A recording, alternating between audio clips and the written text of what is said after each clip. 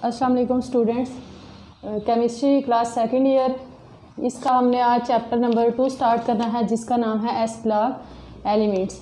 अब हमने प्रीवियस जो चैप्टर था, चैप्टर नंबर 1, उसमें हमने देखा था कि जो पीरियोडिक टेबल के अंदर एलिमेंट्स हैं उनकी क्लासिफिकेशन की गई थी ब्लॉक्स के अंदर। किस बेस पे उनको ब्लॉक्स के अंदर क्लासीफाई किया गया था। हमारे पास 4 ब्लॉक्स थे, S, P, D and F. अब ये जो क्लासिफिकेशन थी ये किस बेस पे की गई थी, ये हमने देखा था कि जो वैलेंस शेल के अंदर जो इलेक्ट्रॉन हैं उनकी बेस पे जो बॉन्डिंग में इन्वॉल्व होते हैं उसकी बेस पे इनको क्लासीफाई किया गया था ब्लॉक्स के अंदर। एस ब्लॉक हम उन एलिमेंट्स को कहते हैं जिनके वैलेंस शेल के अंदर जो वैलेंस शेल है वो एस है। पी ब्लॉक्स हम उनको कहते हैं जिनका वैलेंस शेल पी है, और डी हम उनको कहते हैं डी ब्लॉक एलिमेंट्स जिनका वैलेंस शेल डी है, और एफ ब्लॉक हम उन एलिमेंट्स को कहते हैं जिनका वैलेंस शेल एफ है। अब हमने पहले डिस्कस करना है एस ब्लॉक एलिमेंट्स। हमने देखना है कि एस ब्लॉक एलिमेंट्स हमारे पास कौन कौन से हैं, कौन से ग्रुप्स के एलिमेंट्स हैं जिनको हम कहते हैं S block elements. Group 1A और ग्रुप 2A के जो एलिमेंट्स हैं उन्हें हम कहते हैं एस ब्लॉक एलिमेंट्स। क्यों कहते हैं कि इनका वैलेंस शेल जो है वो एस है, वैलेंस ऑर्बिटल इनका एस है। अब हमारे पास जो ग्रुप 1A के एलिमेंट्स हैं उन्हें हम कहते हैं अल्कली मेटल। ये भी हमने प्रीवियस जो चैप्टर था उसमें पढ़ा था कि इनको अल्कली मेटल क्यों कहते हैं कि इनके जो ऑक्साइड होते हैं जब उनको वाटर के अंदर डिज़ोल्व किया जाए तो ये बेस फॉर्मेशन करते हैं, और अल्कली मीन बेस। इसके बाद जो हमारे पास सेकंड ए के एलिमेंट्स हैं उन्हें हम कहते हैं अल्कलाइन अर्थ मेटल। ये भी बेस फॉर्मेशन करते हैं, लेकिन इनको अर्थ मेटल क्यों कहते हैं कि ये एलिमेंट जो अर्थ क्रस्ट है उसके अंदर पाए जाते हैं। अब हमें पता है कि अर्थ की मुख्तलिफ लेयर्स हैं, जो अर्थ क्रस्ट लेयर है उसके अंदर ग्रुप 2A के एलिमेंट्स पाए जाते हैं, तो इसकी वजह से हम उन्हें कहते हैं अल्कलाइन अर्थ मेटल। अब हमारे पास जो ग्रुप 1A के एलिमेंट्स हैं वो हमारे पास कौन कौन से हैं, लिथियम है, सोडियम है, potassium, rubidium, caesium and francium. और ग्रुप 2A के जो एलिमेंट्स हैं वो है हमारे पास beryllium, magnesium, calcium, strontium and barium.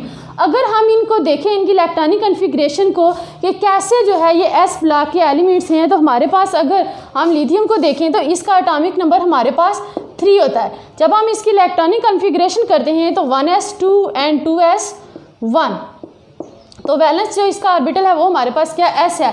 अगर हम 2A के एलिमेंट्स को देखें, इसमें हमारे पास अगर बेरिलियम है जिसका एटॉमिक नंबर हमारे पास 4 है, तो 1s2 एंड 2s2, तो इसमें भी वैलेंस शेल कौन सा है एस। तो इसलिए हम ग्रुप 1A और ग्रुप 2A के जो एलिमेंट्स हैं यानी कि अल्कली मेटल और अल्कलाइन अर्थ मेटल जो एलिमेंट्स हैं उन्हें हम कहते हैं एस ब्लॉक एलिमेंट्स। अब जो अल्कली मेटल का जो वर्ड है ये कहाँ से ओरिजिनेट हुआ, ये अरेबिक वर्ड है। इसका जो मीनिंग है वो हमारे पास क्या है, ऐश। अब जो अरब से उनका ये ख्याल था कि जो प्लांट्स की ऐश है वो किस चीज़ से बनी होती है, सोडियम एंड पोटाशियम। जो हमारे पास ये 2 एलिमेंट्स हैं ग्रुप 1A के, सोडियम एंड पोटाशियम। इसके बाद अगर हम इनकी रिएक्टिविटी को देखें तो ये हमने पहले भी डिस्कस किया कि हमारे पास जो ग्रुप 1A के एलिमेंट्स हैं ये हमारे पास क्या होते हैं, हाईली रिएक्टिव होते हैं। रिएक्टिव क्यों होते हैं कि ये मोर इलेक्ट्रोपॉजिटिव होते हैं, इजीली इलेक्ट्रॉन डोनेट कर देते हैं। अब इसके बाद जो हमारे पास इनकी रिएक्टिविटी के बाद हमने इसकी डिस्कस करनी है इलेक्ट्रॉनिक कन्फिग्रेशन। 1 बाय 1 हमने ग्रुप 1A और ग्रुप 2A के जो एलिमेंट्स हैं हम देखना है कि उनकी इलेक्ट्रॉनिक कन्फिग्रेशन। तो वो हमने देखी कि हमारे पास जो 1A यानी कि अल्कली मेटल के अगर हम एलिमेंट्स को लें तो लिथियम के बाद हमारे पास अगर सोडियम है तो सोडियम का एटॉमिक नंबर हमारे पास 11 होता है। तो जब हम इसकी इलेक्ट्रॉनिक कन्फिग्रेशन करते हैं 1s2, 2s2, 2p6 and 3s1, तो इसका वैलेंस शेल हमारे पास क्या है, एस है।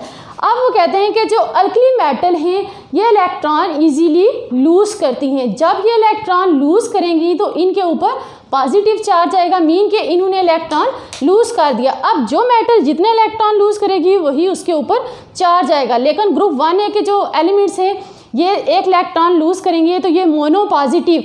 यहाँ पे हमारे पास अगर सोडियम है तो सोडियम के वैलेंस से अगर हम यहाँ से 1 इलेक्ट्रॉन निकाल दें तो ये सोडियम यहाँ पे हमारे पास इसका एटॉमिक नंबर 11 है। जब हमने इसे वैलेंस से 1 इलेक्ट्रॉन निकाला तो ये हमारे पास सोडियम आयन बन गया जिसका एटॉमिक नंबर 10 है।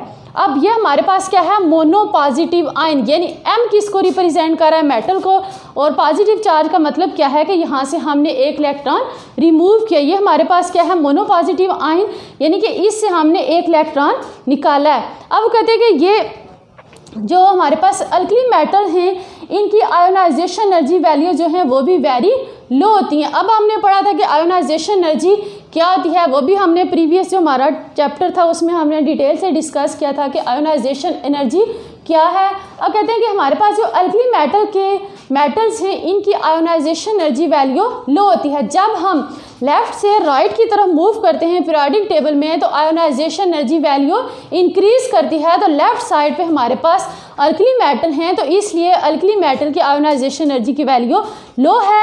जब ये मेटल किसी और कंपाउंड यानी कि हैलाइड के साथ मिलते हैं तो ये आयनिक कंपाउंड बनाते हैं और उनके दरमियान जो बॉन्डिंग होगी वो आयनिक बॉन्ड होगा। और हमें पता है कि आयनिक बॉन्ड में क्या होता है कि इलेक्ट्रॉन का ट्रांसफ़र होता है, यानी कि एक एलिमेंट इलेक्ट्रॉन ट्रांसफर लूज़ करता है और दूसरा इलेक्ट्रॉन गेन करता है। जैसे हमारे पास यहाँ पे इसकी एग्जांपल है NaCl कॉमन जो साल्ट है, तो इसमें सोडियम क्या करेगा, इलेक्ट्रॉन को लूज़ करेगा, और जो क्लोरीन है इसने इलेक्ट्रॉन गेन करना है। तो ये हमारे पास आयनिक कंपाउंड फॉर्मेशन करते हैं।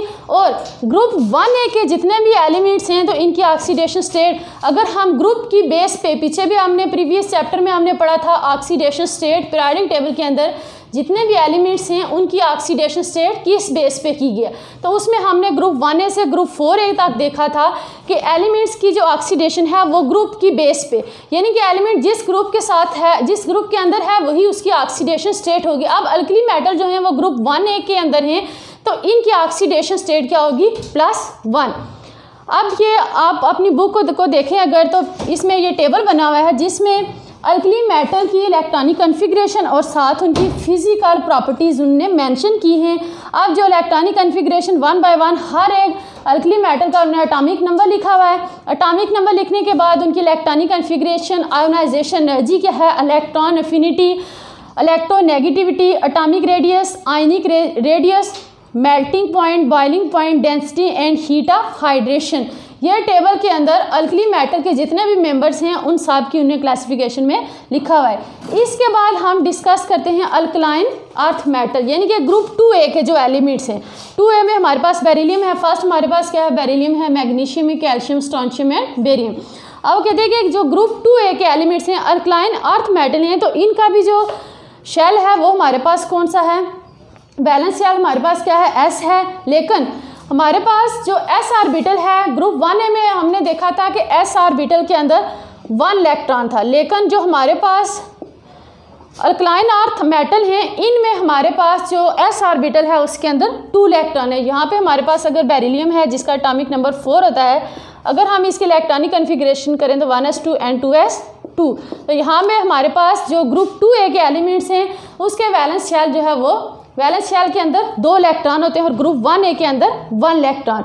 अब कहते हैं कि हमारे पास ये जो ग्रुप 2A के एलिमेंट्स हैं जब ये इलेक्ट्रॉन को लूज़ करेंगे, वैलेंस शेल के इलेक्ट्रॉन को जब ये दोनों इलेक्ट्रॉन को लूज़ कर देंगे तो इनके ऊपर पॉजिटिव चार्ज, जब ये एक इलेक्ट्रॉन को लूज़ करते हैं तो वो मोनोपॉजिटिव, जब ये 2 इलेक्ट्रॉन को लूज़ करेंगे तो इनके ऊपर डाई पॉजिटिव, मीन के यहाँ से इन्होंने वैलेंस शेल के दोनों इलेक्ट्रॉन को निकाल दिया। M रिप्रेजेंट कर रहा है मेटल को और पॉजिटिव चार्ज ये जो 2 लिखे हुए ये रिप्रेजेंट करें कि ग्रुप 2 के एलिमेंट जो हैं वो उन्होंने लास्ट वाले जो 2 इलेक्ट्रॉन हैं उनको निकाल दिया। आप इसको ऐसे भी लिख सकते हैं या सिंपल +2 की फॉर्म में भी, ये भी आपके पास क्या है, डाई पॉजिटिव आयन। अब कहते हैं कि यहाँ पे अगर इनकी आयोनाइजेशन एनर्जी, ये डाई पॉजिटिव आयन कैसे बनाते हैं कि इनकी आयोनाइजेशन एनर्जी लो होती है एज़ कम्पेयर टू ग्रुप के बाकी मेंबर्स से, जो पीरियड्स के जो बाकी मेंबर्स हैं पीरियोडिक टेबल के उनकी निस्बत। इसके बाद ये आयनिक फॉर्म में एग्जिस्ट करते हैं, इनकी ऑक्सीडेशन स्टेट जो है वो +2 होती है, यानी कि सेकेंड ग्रुप से बिलोंग करते हैं तो 2 इलेक्ट्रॉन लूज़ भी करते हैं, इनकी 2 इलेक्ट्रॉन जो है वो लूज़ करने की एबिलिटी भी होती है और साथ ये सेकंड ग्रुप से बिलोंग करते हैं तो इसलिए इनकी ऑक्सीडेशन स्टेट 2 होती है। अब यहाँ पे भी टेबल जो 2.2 है इसके अंदर ग्रुप 2A के जितने भी एलिमेंट्स हैं उनके एटॉमिक नंबर, उनके इलेक्ट्रॉनिक कन्फिग्रेशन, उनकी आयोनाइजेशन एनर्जी की वैल्यू क्या है, electron affinity, atomic radius, ionic radius, melting and boiling point, ये सारी चीज़ें उन्हें डिस्कस की हैं टेबल के अंदर ग्रुप 2 के जो एलिमेंट्स हैं उनकी। अब कहते हैं कि अगर हम ग्रुप में देखें तो टॉप से बॉटम की तरफ ग्रुप में आते हैं तो क्या होता है कि नंबर ऑफ शेल जो हैं वो इंक्रीज़ करते हैं।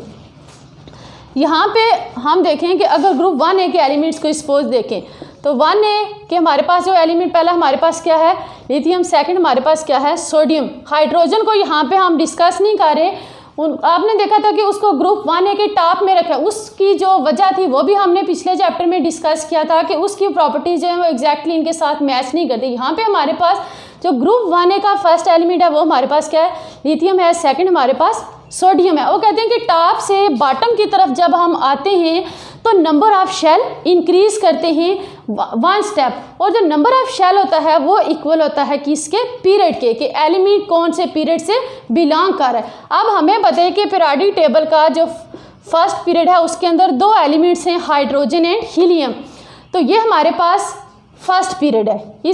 इसी तरह हाइड्रोजन के अंदर नंबर ऑफ शेल क्या है, 1। अगर लिथियम को देखें तो लिथियम जो है वो सेकंड पीरियड से बिलोंग कर रहा है। इसके अंदर अगर हम नंबर ऑफ शेल देखें तो ये 2 है। फर्स्ट शेल के अंदर 2 इलेक्ट्रॉन और सेकंड के अंदर 1 इलेक्ट्रॉन, क्योंकि इसका एटॉमिक नंबर 3 है।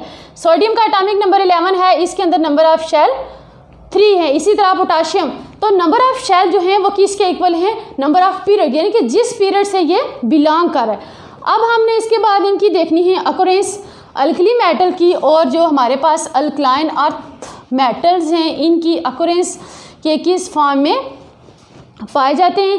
अब इनकी रिएक्टिविटी हाई होने की वजह से हमारे पास जितने भी अल्कली मेटल्स हैं वो नेचर में फ्री फॉर्म में एग्जिस्ट नहीं करते, बल्कि वो किस फॉर्म में एग्जिस्ट करते हैं, कंबाइन, यानी कि किसी भी दूसरे कंपाउंड्स के साथ मिलके कंबाइंड फॉर्म में एग्जिस्ट करते हैं, मिनरल्स फॉर्म में एग्जिस्ट करते हैं। लेट्स सपोज अगर हम देखें पोटाशियम, और अब हमने देखना है कि हमारे पास जो पोटाशियम उसके बाद सोडियम जो अल्कली मेटल हैं इनके जो एलिमेंट पोटाशियम और सोडियम हैं, तो इसकी अगर परसेंटेज हम देखें अर्थ क्रस्ट के अंदर तो हमारे पास इसकी परसेंटेज है पोटाशियम और सोडियम की 2.4%।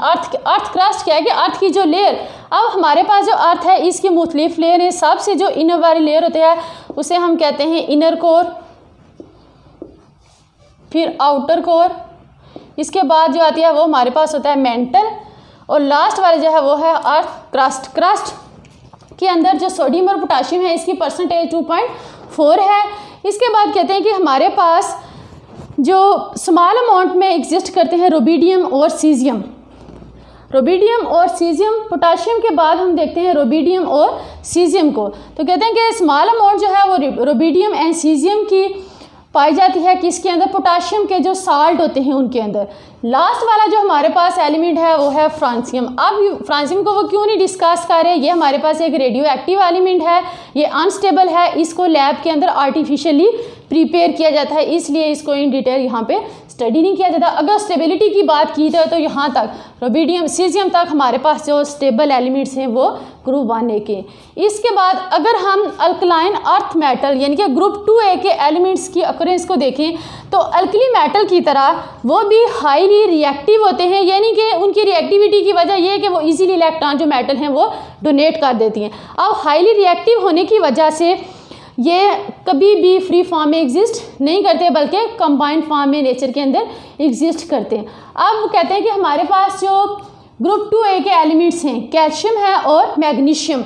अगर हम इनको देखें कैल्शियम और मैग्नीशियम को, तो कैल्शियम और मैग्नीशियम की जो अमाउंट है वो वेरी हाई अमाउंट जो है वो अर्थ के अंदर पाई जाती है। अब कहते हैं कि हमारे पास जो कैल्शियम मैग्नीशियम के साथ साथ सोडियम और पोटाशियम जो हैं ये भी एग्जिस्ट करते हैं, रॉक्स के अंदर पाए जाते हैं, लेकिन किस फॉर्म में पाए जाते हैं, केटाइन की फॉर्म में। मैग्नीशियम और कैल्शियम के साथ साथ पोटाशियम और सोडियम भी रॉक्स के अंदर पाए जाते हैं, लेकिन रॉक्स के अंदर किसकी फॉर्म में पाए जाते हैं, केटाइन की फॉर्म में। अब आप लोगों ने पहले पढ़ा है कि केटाइन और एनाइन क्या है, ये बेसिक चीज़ें हैं जो पहले आप लोगों ने डिस्कस की हैं। अब कहते हैं कि अगर हम इनके हेलाइड्स को देखें, हेलाइड लेट्स सपोज हमारे पास है मैग्नीशियम का हेलाइड, यानी हेलाइड कैसे बनेगा, मैग्नीशियम जब हैलोजन के साथ रिएक्ट करेगा तो वो हमारे पास क्या होगा, मैग्नीशियम हेलाइड। ये मैग्नीशियम क्लोराइड है, तो कहते हैं कि मैग्नीशियम का जो हेलाइड, मैग्नीशियम जब हेलाइड की फॉर्म में होता है तो वो पाया जाता है सी वाटर के अंदर। इसके बाद जो मैग्नीशियम जो है वो इसकी इंपॉर्टेंस क्या है, ये क्लोरोफिल का एसेंशियल पार्ट है। नेक्स्ट हमारे पास है calcium phosphate and calcium fluoride. Calcium phosphate Ca3PO4 twice. इसके बाद है हमारे पास कैल्शियम फ्लोराइड। अब ये कंबाइंड फॉर्म है, तो ये किस फॉर्म में एग्जिस्ट कर रहे हैं? मिनरल्स की फॉर्म में। कैल्शियम जो है वो एसेंशियल पार्ट है लिविंग ऑर्गेनिज्म का, और ये किसके अंदर पाया जाता है? स्केलेटल जो मटेरियल है इसको, इसमें हमारे पास बोन्स हैं, टीथ्स हैं, एग शेल है एंड सी शेल। इसके अंदर क्या चीज़ पाई जाती है? कैल्शियम। लास्ट वाला जो हमारे पास है रेडियम। अब वो कहते हैं कि अगर हम यहाँ पे देखें रेडियम को, तो वो हमारे पास क्या है? एक रेयर एलिमेंट है। रेयर मीन कम पाया जाने वाला एलिमेंट्स, और वो भी हमारे पास क्या है? एक रेडियो एक्टिव नेचर है। नेक्स्ट जो है हमने यहाँ पे पढ़ा एस ब्लॉक जो एलिमेंट्स हैं 1A 2A के एलिमेंट्स। कौन कौन से एलिमेंट्स हैं, उनकी अकरेंस क्या हैं, ग्रुप 1A के एलिमेंट्स की और ग्रुप 2A के एलिमेंट्स की। अब हमने डिस्कस करना है इनका पिक्यूलर बिहेवियर के। पिक्यूलर मीन मखसूस, अजीब, अनोखा। के ग्रुप में अगर हम पीरियोडिक टेबल के अंदर जितने भी ग्रुप्स हैं पीरियोडिक टेबल के अंदर, तो उनका जो टॉप वाला एलिमेंट होता है वो बाकी एलिमेंट से डिफरेंट बिहेवियर शो करता है। उसकी कुछ वजह है, वो हम इसको डिस्कस करते हैं और साथ उनके डिफरेंसेस भी देखते हैं कि कौन कौन से डिफरेंस हैं बाकी ग्रुप मेंबर से। पिक्यूलर बिहेवियर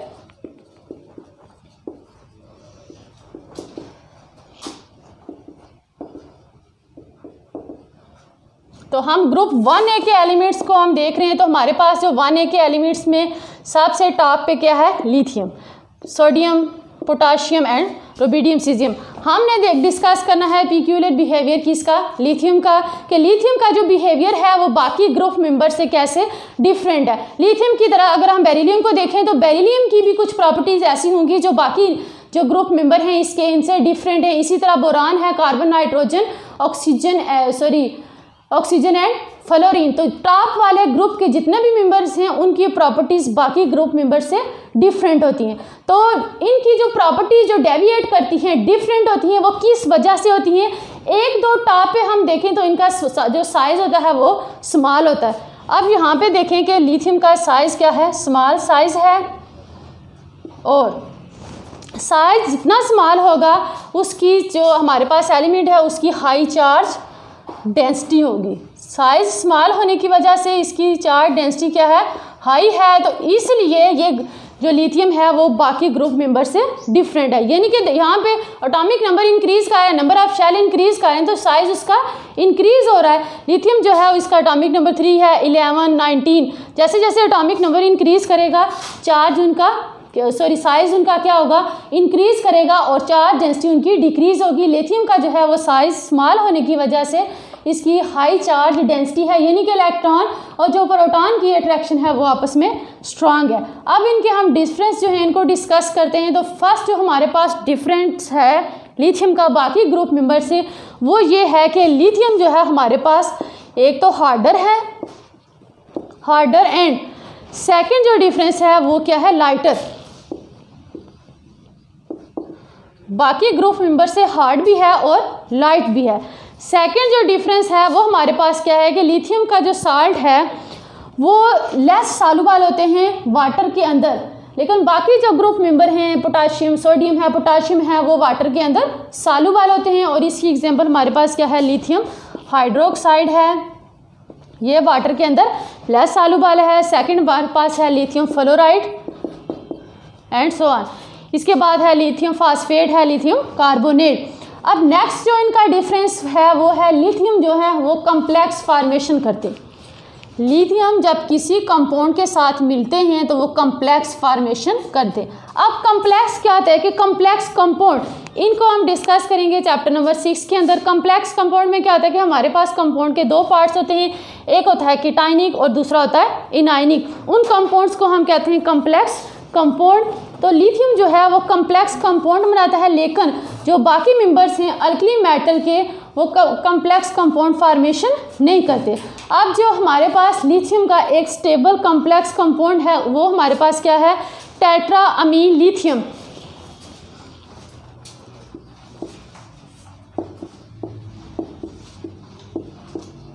ये हमारे पास एक लिथियम का कम्प्लेक्स कंपाउंड है टेट्रा अमीन लिथियम। नेक्स्ट जो इसकी प्रॉपर्टी है वो है हमारे पास सॉल्युबिलिटी यानी रिएक्टिविटी, जो लिथियम है वो वाटर के साथ स्लो रिएक्शन शो करते हैं। इनके स्लोली अगर लिथियम के अंदर वाटर को डाला जाए तो वो बहुत स्लो रिएक्शन करेंगे, लेकिन बाकी जो ग्रुप मेंबर हैं, सोडियम है, पोटाशियम है, रुबिडियम, सीजियम, ये फ़ौरन रिएक्शन शो करते हैं वाटर के साथ। नेक्स्ट जो प्रॉपर्टी है हमारे पास वो ये है कि लिथियम जो है वो बाइकार्बोनेट्स, ट्राई आयोडाइड और हाइड्रोजन सल्फाइड जो है इनकी फॉर्मेशन नहीं करते रूम टेम्परेचर के ऊपर, लेकिन बाकी जो ग्रुप मेंबर्स हैं ग्रुप 1A के वो बाइकार्बोनेट्स की फॉर्मेशन भी करते हैं, आयोडाइड की फॉर्मेशन भी करते हैं और साथ हाइड्रोजन सल्फाइड भी की फॉर्मेशन भी करते हैं एट रूम टेम्परेचर के ऊपर। लेकिन जो लिथियम है ये बाइकार्बोनेट, ट्राई आयोडाइड और हाइड्रोजन सल्फाइड की फॉर्मेशन नहीं करती। ये इनका डिफरेंस है बाकी ग्रुप मेंबर के साथ। नेक्स्ट जो है अब इनका बर्निंग है, वो कहते हैं कि लिथियम जो है जब इसकी बर्निंग होती है एयर के अंदर तो ये जो ऑक्साइड बनाता है वो हमारे पास होते हैं नॉर्मल ऑक्साइड। लिथियम को जब हम एयर के अंदर बर्न करते हैं तो वो उसकी ऑक्सीडेशन होकर वो बनाएगा नॉर्मल ऑक्साइड, जैसे हमारे पास Li2O है। लेकिन जो बाकी ग्रुप मेंबर हैं इसके वो नॉर्मल ऑक्साइड नहीं बनाएंगे, बल्कि क्या करते हैं पर ऑक्साइड और सुपर ऑक्साइड फॉर्मेशन करते हैं। पर ऑक्साइड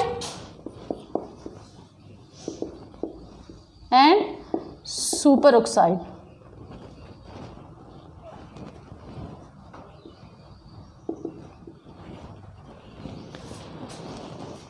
इसके बाद जो नेक्स्ट इनकी प्रॉपर्टी है वो हाइड्राइड के लिथियम जो है वो हाइड्राइड जो बनाता है वो मोस्ट स्टेबल होते हैं than hydride of alkali metal. Hydride mean के लिथियम जब हाइड्रोजन के साथ रिएक्ट करता है तो वो हाइड्राइड फॉर्मेशन करता है। ये हमारे पास लिथियम है, जब आपने इसका हाइड्रोजन के साथ रिएक्शन करवाया तो लिथियम हाइड्राइड बनेगा।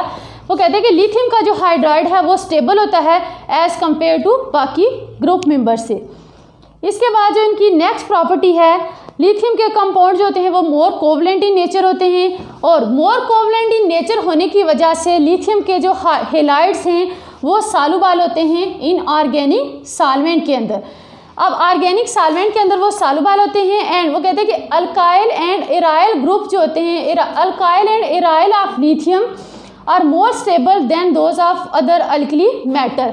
अल्काइल और एराइल जो हैं वो कहते हैं कि लिथियम के वो मोर स्टेबल होते हैं as compare to other alkali metal. अब अल्काइल और एराइल ग्रुप यानी कि हमारे पास अल्काइल ग्रुप कैसे बनता है कि अगर हमारे पास कोई अल्केन, इसको आप ऑर्गेनिक के टॉप जो पोर्शन है उसके अंदर स्टडी करेंगे कि अल्काइल ग्रुप अल्केन है, अल्केन से आप एक हाइड्रोजन को रिप्लेस करते हैं तो उसके कन्वर्ट कर देते हैं अल्काइल ग्रुप के अंदर। अब यहाँ से आपने CH4 था, मीथेन थी, इसे एक हाइड्रोजन को रिप्लेस किया, इसको कन्वर्ट कर दिया मिथाइल के अंदर और ये आपके पास क्या चीज़ बन गया अल्काइल ग्रुप। अब ये अल्काइल ग्रुप जब लिथियम इसके साथ अटैच होगा तो वो कहते हैं कि ये अल्काइल हमारे पास बना कि इसका लिथियम का ये स्टेबल है एज़ कम्पेयर टू बाकी अल्काइल यानी कि सोडियम के बजाय पोटाशियम एंड रुबिडियम के। उसके बाद अल्काइल के बाद कहते हैं कि एराइल ग्रुप, एराइल और फिनाइल ग्रुप यानी कि हमारे पास जो एरोमेटिक कंपाउंड होते हैं उनमें अगर हम बेंजीन को देखें जिसका फार्मूला होता है हमारे पास C6H6,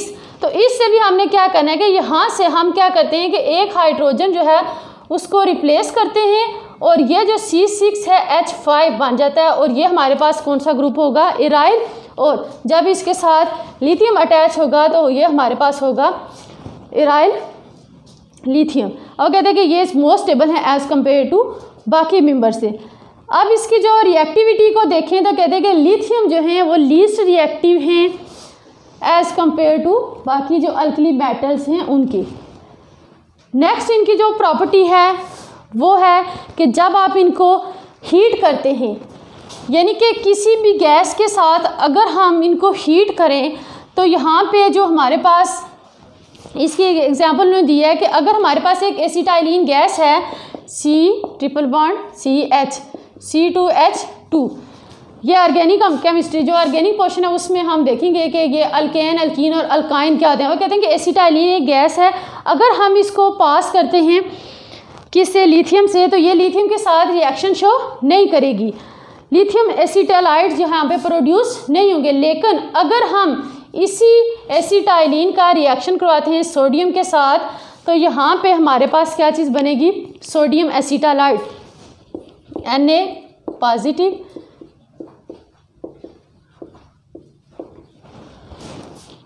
और इसके साथ हाइड्रोजन गैस लिबरेट होगी। इसके बाद जो नेक्स्ट इसका जो डिफरेंस है वो ये है कि लिथियम हमारे पास क्या है, लो इलेक्ट्रोपॉजिटिव करैक्टर है इसका, और इसके जो कार्बोनेट्स और नाइट्रेट्स हमारे पास बनते हैं वो स्टेबल नहीं होती। अगर वो स्टेबल नहीं है तो फिर उनकी डीकम्पोजिशन हो जाती है, यानी कि वो ब्रेक डाउन होकर कन्वर्ट हो जाते हैं ऑक्साइड के अंदर, लिथियम के ऑक्साइड बन जाते हैं। लेकिन जो हमारे पास बाकी अल्कली मेटल्स हैं उनके जो ऑक्साइड होते हैं वो कार्बोनेट्स एंड नाइट्रेट वो स्टेबल होते हैं, उनकी डीकम्पोजिशन नहीं होती। अब यहाँ पे उन्हें एक एग्जांपल दिया कि अगर हमारे पास ये लिथियम कार्बोनेट है तो जब इसकी डीकम्पोजिशन होगी, अब जो लिथियम कार्बोनेट है ये डीकम्पोज होगा तो ये कन्वर्ट होगा लिथियम ऑक्साइड के अंदर प्लस कार्बन डाइऑक्साइड के अंदर, लिथियम ऑक्साइड बनेगा प्लस कार्बन डाइऑक्साइड। अगर ये हमारे पास इसका कार्बोनेट है, अगर हम लिथियम नाइट्रेट लें LiNO4, ये कार्बोनेट था, ये नाइट्रेट है, तो जब इसकी डीकम्पोजिशन होगी तो हमारे पास क्या चीज़ बनेगी, ये स्टेबल, इनके नाइट्रेट्स जो है और कार्बोनेट स्टेबल नहीं है तो ये डीकम्पोज होकर ऑक्साइड के अंदर कन्वर्ट हो जाते हैं। जब इसकी डीकम्पोजिशन होगी तो हमारे पास लिथियम ऑक्साइड बनेगा,